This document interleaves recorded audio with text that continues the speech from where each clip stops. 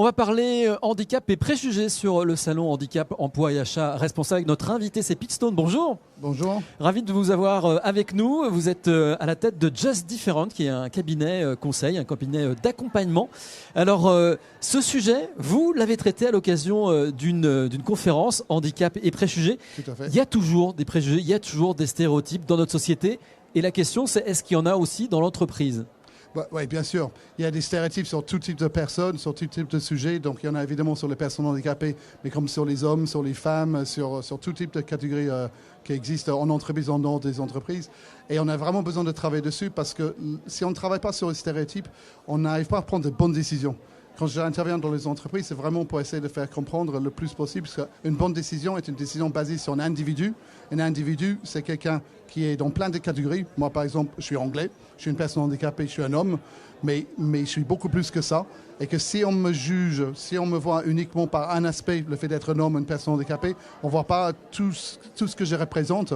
Et si on prend une décision en fonction de mon handicap, mais ce n'est pas ça qui me définit. Donc il faut aller au-delà du handicap pour voir la personne qui se cache derrière. Et vous, avec Just Different, vous parlez de ces stéréotypes avec les entreprises que vous rencontrez parce que c'est un moment important, parce qu'il faut mettre les mots sur les choses et le stéréotype peut être violent parce qu'il peut être un frein à une embauche d'une personne handicapée qui aurait très bien pu convenir à l'entreprise et lui permettre de se développer. Donc c'est dangereux les stéréotypes, il faut les lever. C'est très dangereux. Là, l'exemple que vous donnez, c'est par exemple le stéréotype qu'on peut avoir où une personne recruteur pense qu'une personne handicapée va être moins compétente. Ça s'appelle un hétérostéréotype. Et effectivement, c'est un frein à l'embauche de personnes handicapées parce que les recruteurs peuvent avoir des stéréotypes négatifs sur les personnes handicapées.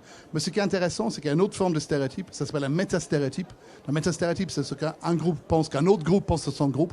Donc là, concrètement, c'est compliqué. Hein.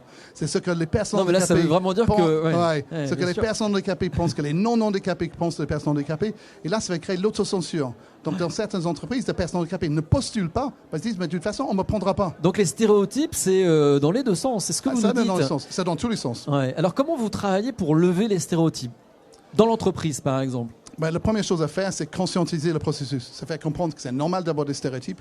On ne peut pas ne pas en avoir parce que quand on rencontre quelqu'un, au début, on ne voit qu'une série de cases, une série de catégories. Et les stéréotypes, ce sont les attributs qu'on associe à ces catégories-là. Il faut accepter le fait qu'on a ces stéréotypes-là. Une fois qu'on a accepté ça, on peut comprendre qu'avoir une vision de quelqu'un basée sur un stéréotype, ce n'est pas basé sur l'idée de l'individu, c'est basé sur la catégorie à laquelle on a mis la personne. Et c'est comme si on mettait toutes les personnes handicapées étaient tous pareilles ou toutes les personnes non handicapées étaient tous pareilles, alors que quand on réfléchit un peu, on se rend compte que c'est juste pas possible. C'est comme si je disais que tous les Français portaient marinière. Vous en portez pas, moi non plus. Et il est important, et vous le dites, de parler de business et d'inclusion. Ces deux mots qui vont ensemble, vous dites, il faut les mettre ensemble. Oui. Ça fait quelques années maintenant qu'on parle d'inclusion. On a beaucoup parlé de discrimination il y a 10-15 ans. Après, on a commencé par la diversité. On commence aujourd'hui à parler d'inclusion. C'est le fait d'inclure une personne. C'est d'inclure les gens tels qu'ils sont. Voilà, c'est ça. Et accepter les gens avec leurs différences, pas malgré leurs différences, parce que c'est les différences des gens, y compris les différences cognitives, des choses qui ne se voient pas.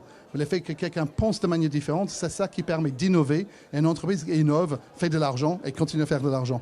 Très bien, ça sera notre conclusion si vous voulez bien, Pete Stone. C'est parfait. Merci. Je rappelle, vous êtes le dirigeant de Just Different, cabinet conseil. Merci. Merci.